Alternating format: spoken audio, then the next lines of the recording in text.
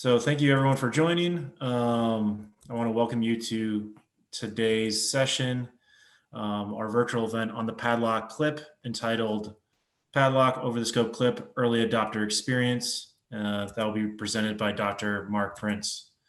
My name is Dan Easley. I'll be the host for today. And just a few items before we get going. For your information, we will be recording today's session and then sharing it through our YouTube channel afterwards.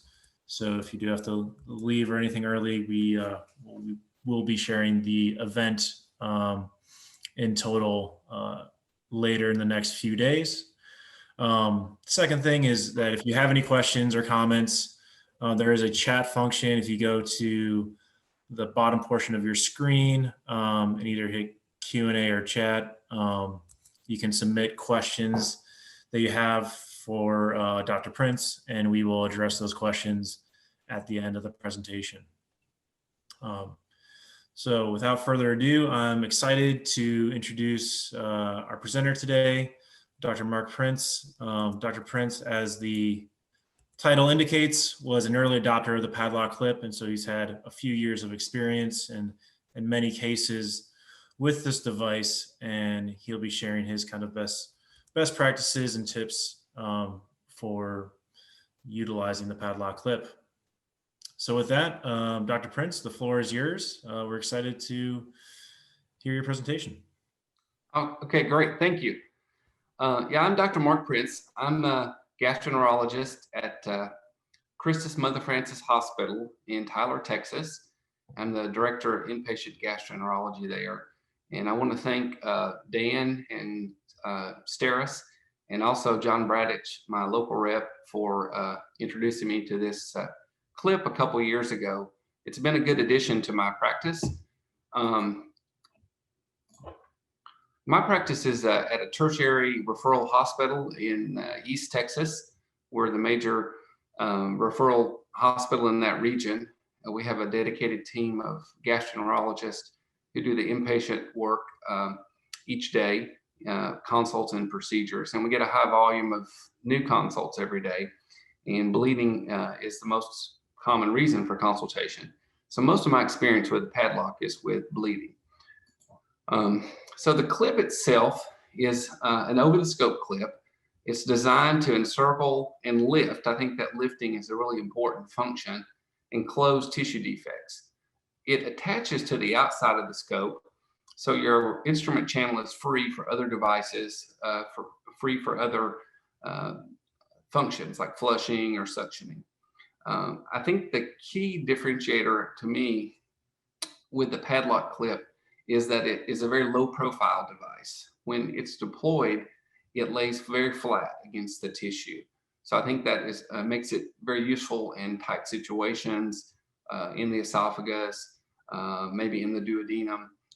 This clip, once it's deployed, it's very flat. It won't interfere with the luminal diameter much. And it is MR conditional. So it's indicated for three major things. One, controlling of bleeding or hemostasis. I've used it most with ulcers for that scenario, but any mucosal bleeding in the colon or stomach, esophagus, etc., can use it. It's also indicated for closure of perforations that are less than 2 centimeters in size that can be treated conservatively. You can use it for marking of lesions as well. It's a very durable clip. It's not going to fall off quickly. If someone's going to have surgery later, you could use it, and it's going to be there for a while. It's not going to fall off in a week or 10 days like some of the through-the-scope clips. If you look at the clip specifications, I've used mostly the Padlock clip that's designed for the upper endoscopes, the 9.5 to 11 millimeter scopes. It has a tissue chamber of depth of 1 centimeter and also a diameter of 1.1 centimeters. So it allows a lot of tissue to be pulled up inside the suction chamber, inside the tissue chamber, before you deploy the clip around the tissue. So you can really get a lot of tissue inside. I think that's very useful for closing fistulas. Being an over-the-scope clip, it is a little bigger than your endoscope, of course. It's 1.6 centimeters in size. So looking at the clip itself, this is a deployed clip. You see that it has 6 prongs. It just reminds me of a ninja star, but instead of the prongs being pointing out, they're kind of inverted and point to the center. They're designed to grab the tissue, get into the mucosa, into the submucosa, and having 6 of them in a circle, it's a very durable capture of tissue. There's some side controllers that limit how deep this goes. And it also is designed to allow blood flow to come through. So tissue is going to heal, not just, this is not like putting a rubber band or something around tissue to make it slough off. Tissue is designed to heal with this. So its mechanism of action is very simple, which as gastroenterologists we like. You place your deployment device on your target lesion, a bleeding point, an ulcer, a fistula, and provides suction, and it pulls tissue up into the tissue chamber. And then once you deploy the clip, the prongs will go down into the mucosa, and then as it completes its deployment, the tissue will flop down on the sides and become very flat. So that low profile effect, I think, is very useful, a very satisfying kind of post deployment appearance. So when you start doing these cases, I would suggest that you get a Gardas overtube. The overtube is very useful in tight situations in passing this device through the mouth, oropharynx into the esophagus. It's 16 millimeters in size, and it has a segment here to deploy the clip that doesn't bend, of course. And so this is sort of like passing a esophageal bander or maybe a linear echo endoscope with EUS. That non-bending section can make it a little difficult to pass through the oropharynx into the esophagus. With patience and a little bit of experience, you get to where you can handle that very easily. But especially in the beginning cases, an overtube is going to be your friend. I would say I don't use them very often with my padlock cases, but I have used them several times. And definitely if you're in a stressful situation, you're wanting to get to stop a bleeding or maybe fix a perforation, the last thing you want to do is to be struggling getting the device down to its target area. So have the overtube ready. It's so easy to place and makes things very safe on passing any device, including the padlock. So I'll show you this setup video. Another thing I like about the padlock, it's over the scope clip, but it's also outside the scope deployment cable. So it goes on very quickly. If I have a case where I need to use the padlock, I ask my assistants to get it. Usually by the time I take the scope out of the patient, my assistants will put a towel on the patient stretcher. We'll put the scope right there on the towel, and we can place the padlock clip on, and I have the scope back in the patient within a minute or minute and 15 seconds. The placement of the clip is very quick, so you can get back to what you're doing, get back to your work. So we'll go over here. So basically, you get the clip out of its package. You go down on your big wheel to retroflex your scope just to find the outside curve. You want to put the deployment cable towards the outside. Place the clip on the end of the scope. It's very easy, slides right on, and much quicker than passing like a device through the channel of the scope and grabbing it out of the end. Just pull this rubber band around, and it has a clip that you place it on, and that will hold it onto the end of the scope. And then there's a safety guide here that you take off, or your assistants take off, and then put some lubrication on the end of the clip, especially around any edges, just to facilitate the passage and make it a little bit easier. The cable is used here to actually deploy the clip. So you don't want to have that stretched or tight. I've never had a clip come off, but I guess that's potential if you pull that too tightly. So you want to have a little slack as you pass that down. And once you're ready to deploy the clip, your assistants just push. So it's really simple, easy to deploy, simple to place on the scope, and simple for the assistants to use it.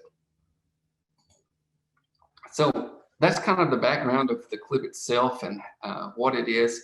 I'll tell you my experience with it now. It's mostly been for upper bleeds. I've used it also for some fistulas, esophageal perforations, post-polypectomy bleeds also.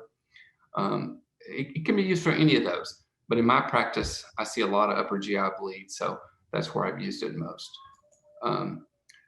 And we see this kind of scenario daily where you have an ulcer bleeding. Its stigmata suggests a high risk of bleeding or rebleeding. You're going to do some therapy here. So what are your options?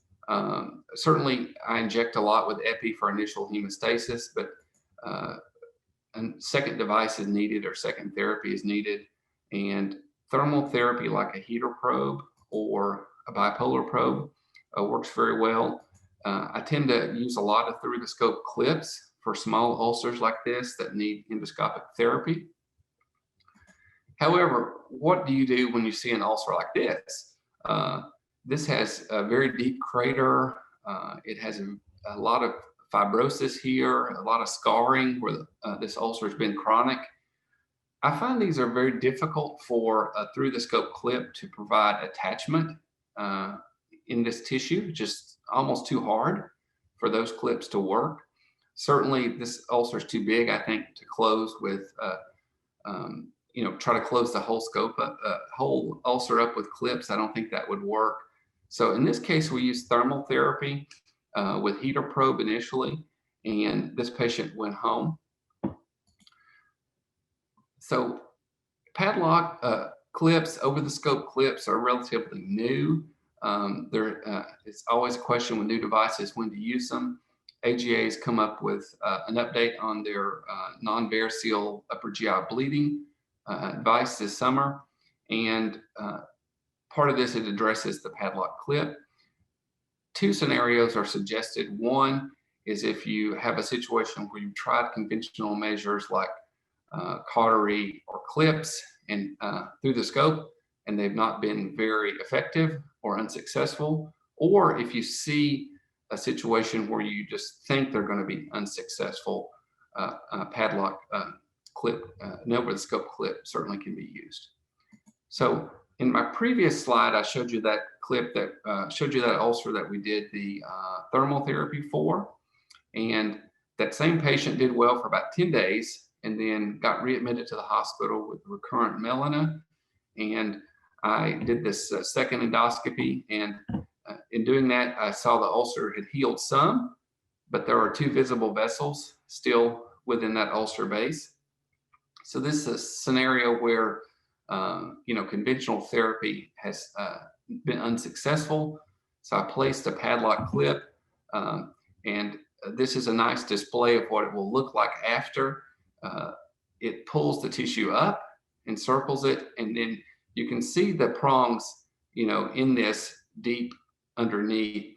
So it provides a very durable closure, and this patient did well with the padlock. So the over-the-scope clips are 2 to 2.5 times more expensive than a regular clip, a through-the-scope clip. So the question always is, with resource utilization, is when to use them? Is it worth it? The extra cost? And this was a cost analysis performed for recurrent bleeding, and certainly the over-the-scope clipping was viewed favorably here, actually a little cheaper for total cost than using a standard therapy. Again, if you've had a situation where the standard therapy has failed the first time. So I'll show you some more cases of upper GI bleeding. One thing I've encountered is the padlock clip is designed to pull tissue up within it after it's deployed. In the case of the duodenum, sometimes that can lead to ongoing bleeding. I've had a few cases where we deploy the padlock clip. The patient does well initially, but then recurrent bleeding develops a few days later. So I've developed a two-step method now, specifically for duodenal ulcers, when I use an over-the-scope clip to look at the post-clip appearance very carefully and decide if another therapy is needed. So for instance, in this case, duodenal ulcer with visible vessel, I place the padlock clip. And this is a nice kind of mushroom of tissue that gets pulled up with inside the clip. I've been very careful lately on after placement of the padlock, I'll flush this area, look for any ongoing oozing or bleeding. Like I said, especially in the duodenum, it seems to be more of an issue than gastric ulcers.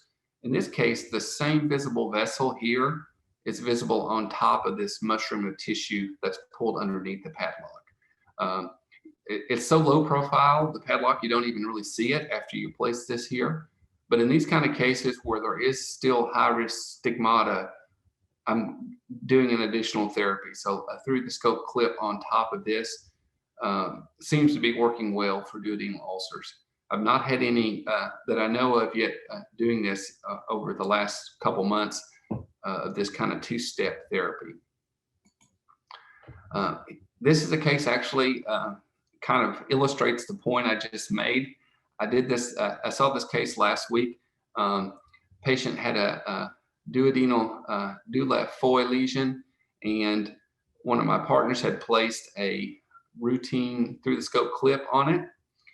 3 days later, the patient developed recurrent bleeding, and I endoscoped the patient and saw the oozing from underneath this existing clip. I took that clip off and I placed the padlock, and you can see the padlock just barely visible here.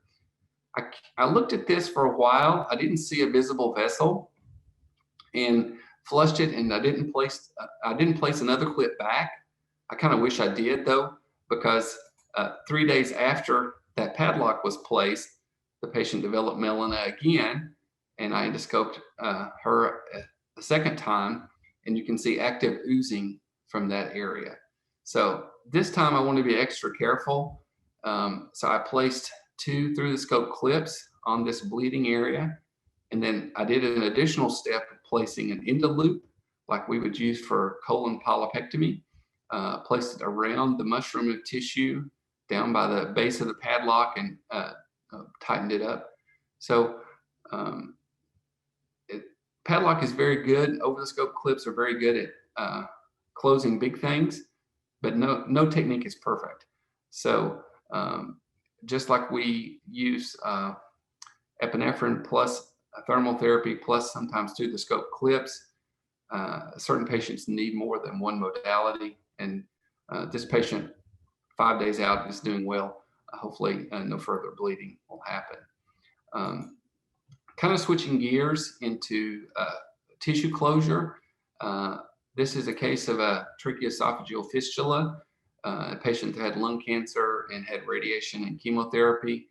The clip was placed, and again, a very low profile kind of deployment afterwards. The esophageal lumen's not very limited. I probably could have gotten away with just using the over the scope clip here, but in this case, I placed a partially covered esophageal stent after placing the padlock to kind of have a two-step process to keep the fistula closed, and it seemed to be effective. A common thing that we will run into as gastroenterologists, and I think is probably for new users of an over-the-scope clip, new users of the padlock, is a gastrocutaneous fistula from a peg track.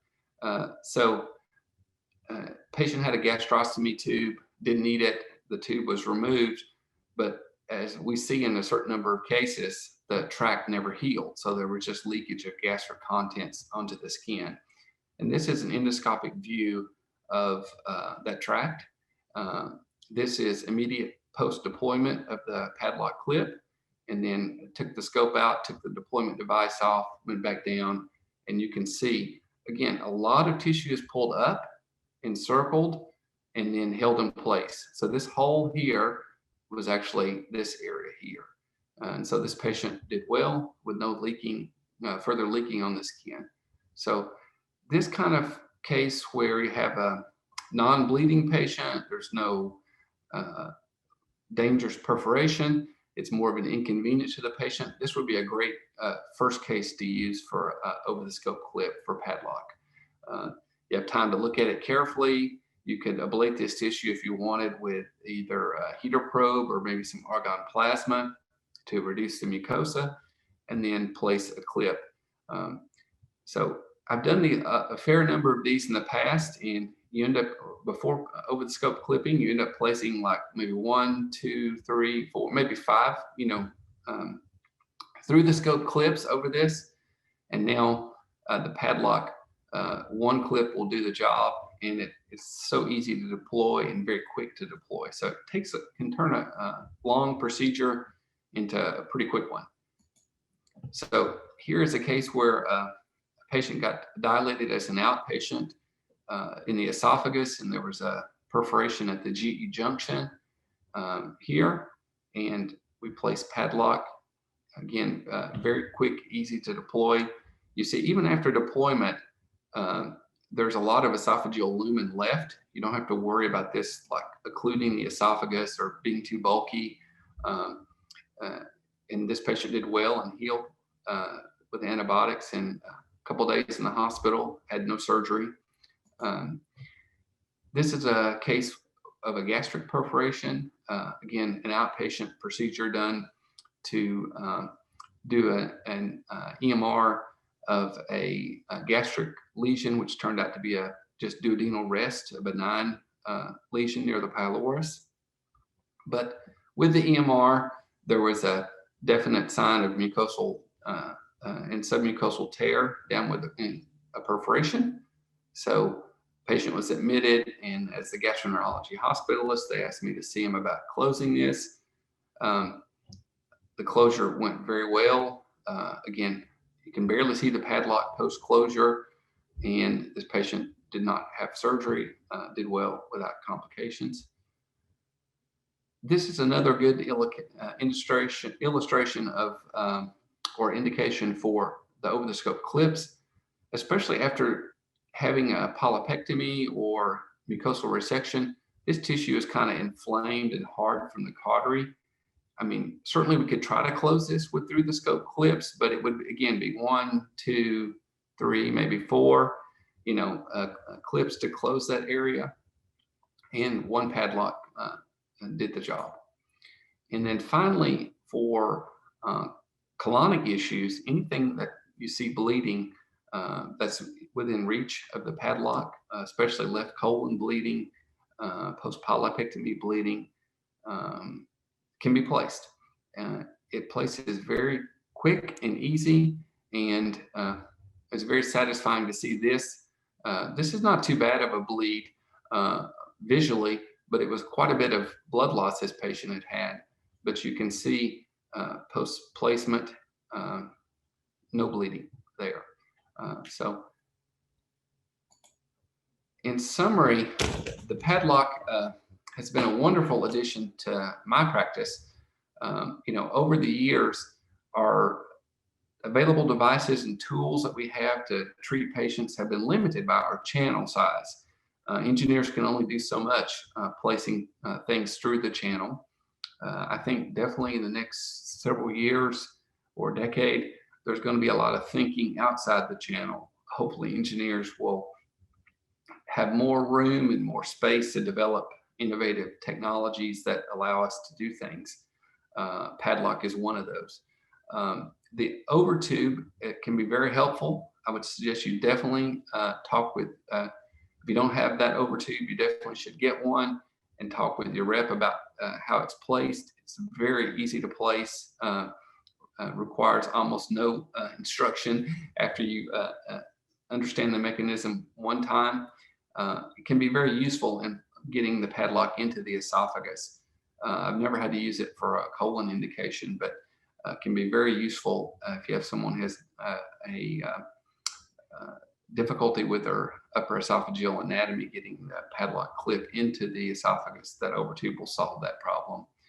And the final thing is padlock can really transform some of your complicated cases into great successes.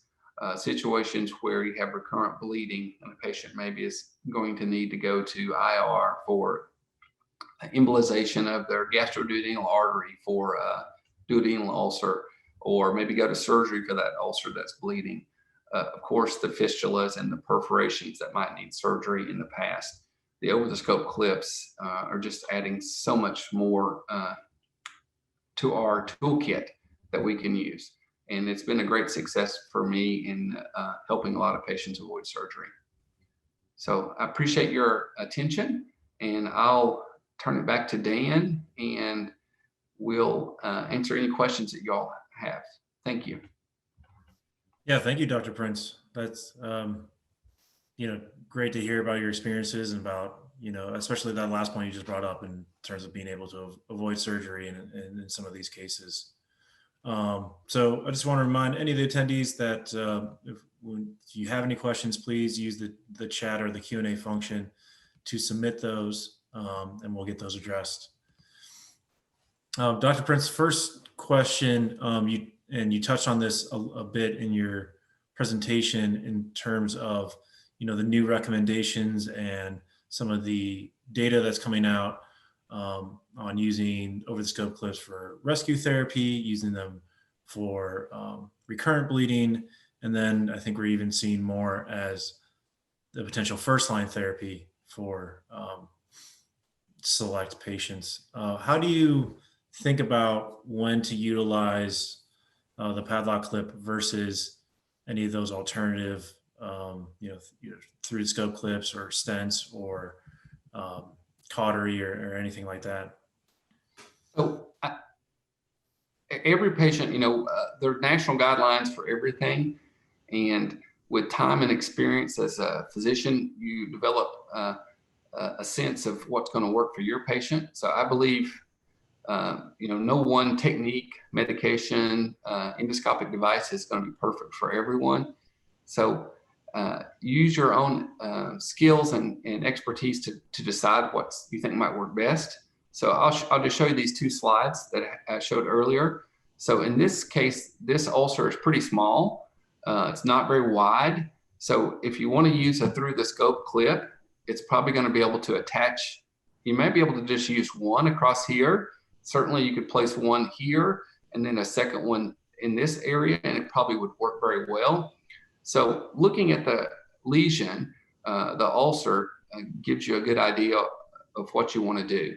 So, this case, it's big enough, it's bleeding. It's obviously caused the patient problems. So a padlock would work here, but something simpler might work too. In this case, with this large ulcer that I showed you, it obviously standard therapies didn't work. And in retrospect, as I've had more experience with over-the-scope clips and with padlock, a large ulcer with a deep base, and especially one that appears to be chronic, like I said, the standard through-the-scope clips just have a lot of difficulty getting any capture there. They're not designed to get submucosa and hard tissue. They're designed to get mucosa. So the padlock works fantastic in this. So I would say the key thing for an ulcer would be the depth of the ulcer, and does it appear to be a chronic one that's got a lot of scarring. If that's the case, I don't think the through the scope clips are going to be the first option. Thermal therapy could be used. You could burn this, and we tried that actually.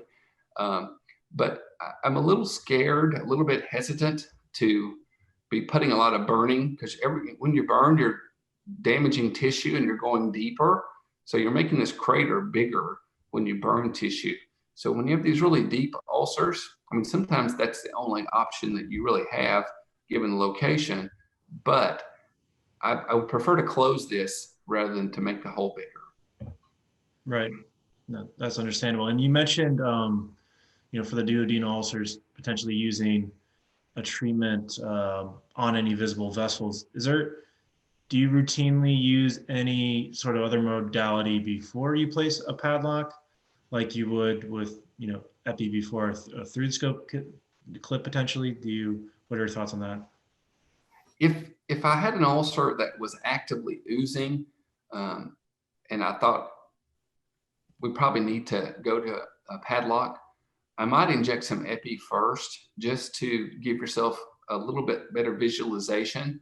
Any device, any over-the-scope device that you put on your endoscope and put down, you're going to limit kind of how far out you can see on the sides. So you're going to get a little more tunnel vision. So it's better if there's less blood in the lumen when you're doing the procedure at that time. Right. So I probably wouldn't, if something was oozing or there was a lot of old blood there, I would certainly try to clean that up first. And then if something's oozing, then put some epi in first, and then you could go with your padlock. There have been some people have reported, and it's certainly feasible to do, is if you have a through the scope clip already on a bleeding point, you can suck that up into the padlock. There's enough room in the tissue chamber where you can suck that clip up as well and deploy the padlock over it. So if you wanted to place a through the scope clip initially and see if it worked, and then if you felt like there was any oozing, you could immediately go back and get a padlock and place it over top of that clip. That would be fine.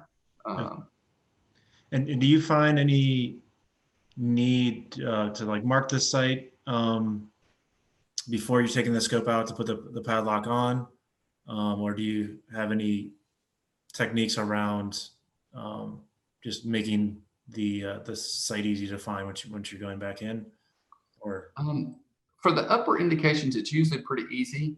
You could put a through the scope clip, like if you were doing, let's say, there's active bleeding from the descending colon or something like that, and you wanted to kind of help a localization, you could put a clip there. I typically don't do that because it's usually pretty easy to find the bleeding point, but it's certainly something you could do. If I'm going to use the padlock, I think it's going to work. I think most of the time that would be the only clip I need. So I hate to use too many resources. So if I think the padlock's going to work by itself, then I would just go, I wouldn't do any marking before. Okay. We got another question in for, larger defects or for any situation. Have you ever found yourself using two padlock clips side by side, and could you describe the scenario and any? Yeah, I have. You can definitely do that. They're so flat in appearance, like I said, the low profile look to them, it makes it easy to imagine you can stack one just next to the other. There was a case where esophageal perforation we had that was kind of a long tear, and I would guess it was maybe 15 to 20 millimeters, but it seemed like a fairly deep rent. So my approach to that one was I placed one padlock distally to get some normal tissue and then also part of the tear. And then in doing so, it was obvious that there was still some tear above the second clip, above the first padlock. So I placed another one just a little bit more proximal to get some normal tissue and the tear. And since it was, that probably would have been fine, but since it was such a big tear and iatrogenic kind of perforation, I want to be super careful. So I did place a covered esophageal stent in addition. So like a 2-layer kind of mattressing type closure to make sure that didn't leak, and that seemed to work. So you definitely can do them, especially in the esophagus. That's easy to do. In the stomach, it would probably be pretty easy. In the colon, I would think so as well. Duodenum might be a little more difficult, just because it's so curvy. around the duodenal bulb. These ulcers tend to be in not straight places. So it's sometimes hard to place two of these together, but you definitely could do that. One thing I would also say that reminds me, the padlock clips will deploy having that deployment cable on the outside.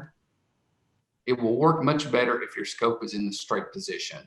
If you get your scope in a retroflex position, then what will happen is the cable will be it's not attached to the outside of the scope. It just moves beside the scope. The cable will be sometimes in a difficult position. Your assistant will go to deploy the padlock clip and it won't deploy. And so watch that in the retroflex position. Try to keep your scope as straight as possible. It'll make the deployment of the clip much easier. Okay. And kind of to the larger defect size, how, like, for that ulcer, how large was that ulcer, and how large of a defect, I guess, would you feel comfortable using, one padlock clip versus two padlock clips? How much would you expect to get in a single? You all are indicated for perforations for 2 centimeters in size or 20 millimeters in size. So I think, it's always a little bit of guesswork, without having some measuring device like this. You look at this and you say, okay, this is probably around 20, millimeters in diameter. And it certainly worked well there. If you had a much bigger circle, much bigger defect, you might need 2, or especially in times when it's more of a linear, like the perforations are sometimes a good time to consider using 2. But honestly, most of the time, 1 gets most of the things you see. If it's a deep tear, a perforation, let's say, the patient had not the best colon prep, there was a perforation. If it's really deep like that, there could be some spillage of contents through the perforation, and then, peritonitis is going to be an issue. So you can't solve every perforation, every fistula with over-the-scope clipping, but you can certainly solve a lot of them and, avoid surgery. And, in terms of approaching lesions and getting, you talked about earlier the mechanism of trying to kind of get on FOS to the lesion. For this ulcer, for example, or for other defects, can you describe, your technique in terms of making sure you get on FOS versus kind of more parallel, and anything that you do to optimize that? So here's a nice image of that. This is the duodenal ulcer I did a couple weeks ago. You see the teeth, the prongs on the padlock as they're stretched over the tissue chamber here.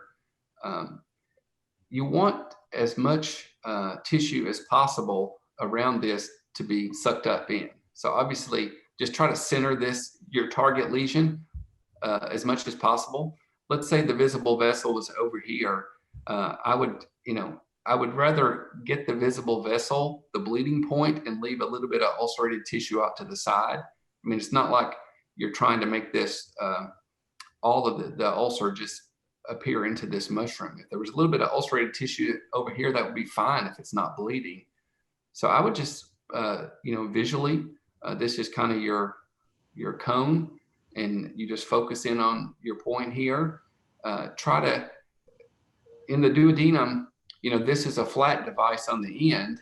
So this side is going to attach to the mucosa before the right side would. So what I would do is probably push the tip of this, push the scope into where the tip impacts the mucosa here, and then maybe go a little bit left with my scope and then suction air out.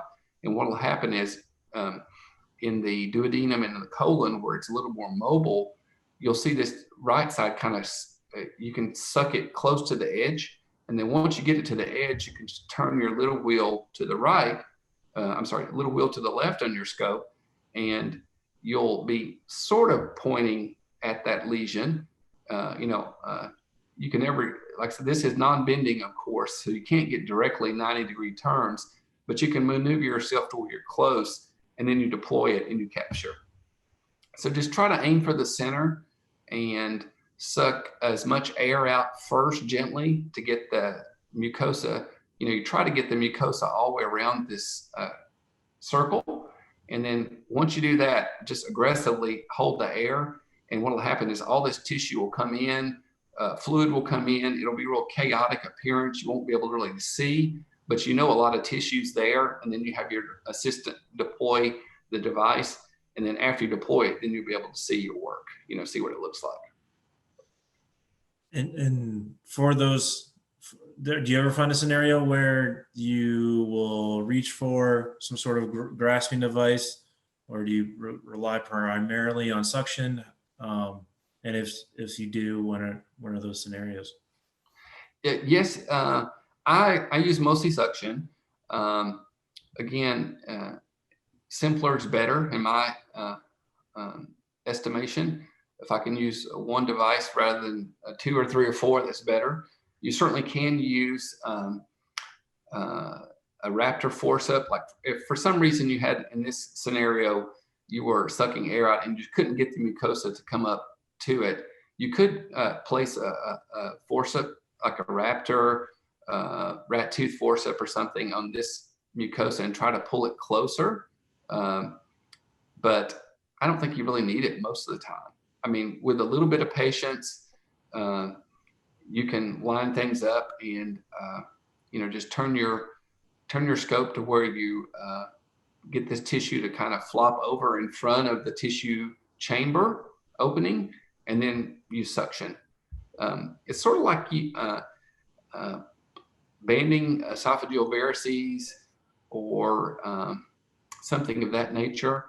I mean, most of the time the tissue is mobile enough that you'll be able to suck it into the cap. Okay. Even in something like that fibrotic ulcer that you showed earlier can still. Yeah, that one might be harder. There's no doubt about it. The good news about that situation is a lot of those big ulcers that haven't perforated but are kind of deep and fibrotic are in the stomach. The stomach wall is much thicker, so you may have an ulcer here longer before a perforation happens. So usually these deep hard ulcers are in the stomach, and in the stomach you have a lot more room to retroflex or partially retroflex, stretch the stomach out with air, suck air out to decompress it. So you can get it to, you have more room to maneuver there. Whereas in the esophagus and duodenum, sometimes you're limited on how much you can actually move the device into the kind of strike zone, the target zone. Sure. Yeah. But definitely you could do that. If you had, let's say this was much bigger, let's say there was an extension over to this side, theoretically you could grab put your padlock on, have your tissue chamber view here. You could grab this with some kind of device of your choice. There's all different graspers out there on the market. I use the Raptor a lot, but just grab that and pull it kind of to the right. And then as you did that, suck up, once the tissue is pulled, then you could kind of try to suck that area up and place the padlock around. It certainly would be possible. And you mentioned, you do have the device, the cap or the tissue chamber on the endoscope. And so when you are doing maneuvers like, retroflexing or slightly retroflexing, how is the maneuverability with the padlock on there? Is there anything you need to take into consideration trying to get in position? It does limit just like having a bander on your scope, your side visualization is going to be less. So you're going to have more tunnel vision. It does extend out from the end of the scope. It's non-bending. So we can't have everything. You can't have this great device that works well and is also the same maneuverability of the scope without the device on it. So it is going to limit how much you can still retroflex though. It's not impossible. It's not that hard, but it's going to be more difficult. And then especially if there's a lot of blood or debris in the stomach, then seeing where your target is going to be a little more difficult. So again, what I would try to do is clean up as much as you could, as long as it's not like spurting blood actively. You know, if the bleeding is under control, I would try to clean up the area of the ulcer or whatever the target is as much as possible. And then when you place your padlock down, try to get the scope in as straight a position as possible, so it'll be easier for it to fire. Right. It'll work in other areas if you have a little bit of retroflexion, but you may have some difficulty getting that padlock to come off. You know, it's designed to be a straight kind of cone or cylinder, and the padlock to come off. So it'll work better if it's in a straight position. Do you, that's helpful. And do you, in your kind of active bleeding scenarios, you know, I'm sure you're feeling time is of the essence, ever considered a technique like having another scope loaded with a padlock ready to go while you're doing your kind of like initial EGD? Like, how do you think about timing, and there is that little extra time of putting the padlock on, and especially in those acute bleeding scenarios? Yeah, I've never done that. I know a lot of times being an inpatient service, we deal with a lot of bleeding. We usually have a couple scopes available.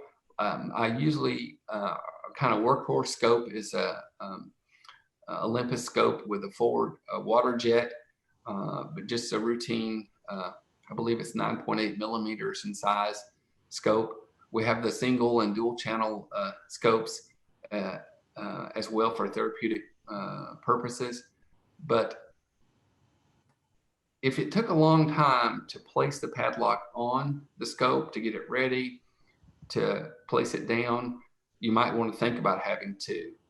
But like in the video we showed, it's really quick. And especially once you get comfortable, once you know, the first 2 or 3 times you do it, you're going to feel like, oh, this takes a long time. I'm not sure if I'm putting the rubber band on. The assistant's going to say, oh, this feels weird. This is different than just opening a regular clip. We just push this button. So it's going to take everyone 2 or 3 cases to get used to it. But once you get the kind of routine down, I mean, I think we could put I think I could take the scope out. We could put a padlock clip on, and I could put the scope back in faster than our assistants could take the first scope, suction it out, because we know for safety and cleanliness, we immediately suction it as soon as we're done using it, and then get that scope off and get another scope out of the cabinet and put it up. I think I can put the padlock on faster than they can get another scope. So I don't use it on another scope. That makes sense. And we've talked about how there's scenarios where you've identified the bleeding point or the lesion defect, whatever it may be, and then you're coming out and then relocating that lesion. But have you ever had, maybe trouble identifying like a fistula or something like that initially? And is there any, tips you would have in terms of identifying that site even before you are putting the padlock on to go and close it? Yeah, definitely you want to do your diagnostic portion first before you place the padlock in the tissue chamber on the scope. So I would definitely look carefully. You sometimes in viewing folds, especially like in the colon, you may have a small chronic fistula in the sigmoid colon that's behind a fold that's hard to see.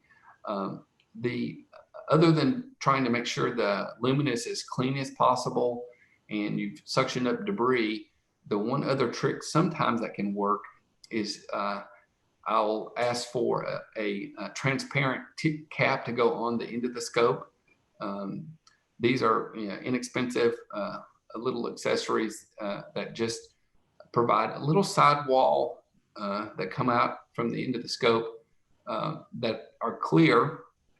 You can use those to kind of push folds back, and you see a little bit of more of the side as you're pulling your scope back through the colon. I think sometimes that's helpful to look behind folds, but it's usually pretty obvious.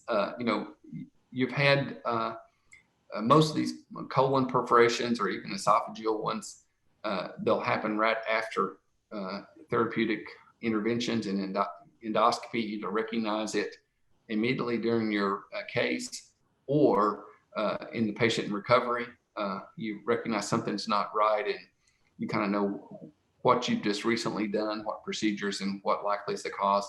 Or the times that we're called in as a gastroenterologist, usually someone's cardiothoracic surgeon or oncologist, you know, they've already identified, oh, there's a tracheoesophageal fistula here. So it's usually not that difficult to find.